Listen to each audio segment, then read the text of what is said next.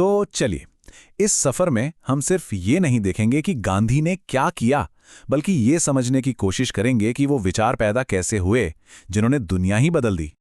इस कहानी की शुरुआत होती है इतिहास के सबसे मशहूर, सबसे आइकॉनिक विरोध प्रदर्शनों में से एक से, नमक मार्च। हाँ, वही दांडी मार्च।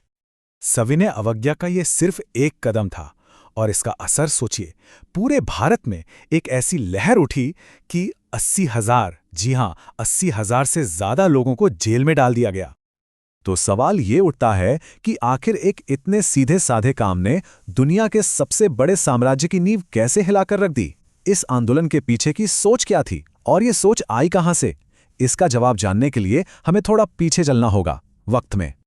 तो चलिए सीधे चलते हैं उस जगह पर जिसे हम गांधी जी के विचारों की प्रयोगशाला कह सकते हैं, यानी दक्षिण अफ्रीका, जहां उनके शुरुआती और सबसे अहम साल गुजरे।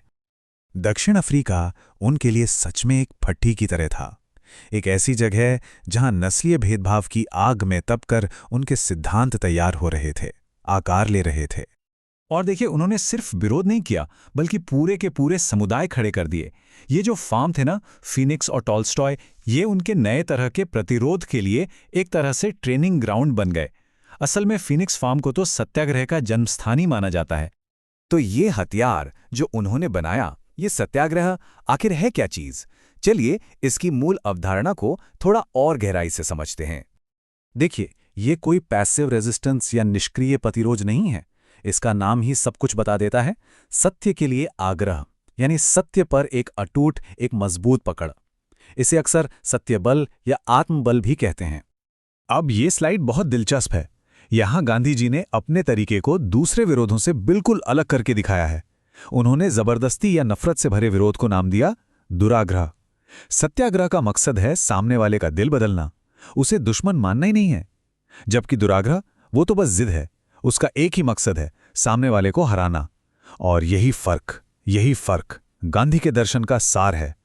और ये स्लाइड हमें सत्याग्रह के वो प्रैक्टिकल टूल्स दिखाती है जो इस्तेमाल किए गए, जैसे असहयोग, मतलब अन्याय करने वाली व्यवस्था का साथ ही मत दो, बहिष्कार यानी विदेशी चीजों का इस्तेमाल बंद कर दो, हड़ताल, और फिर उपवास जो आत्मशुद्धि और सामने वाले की अंतरात्मा को जगाने का एक तरीका था।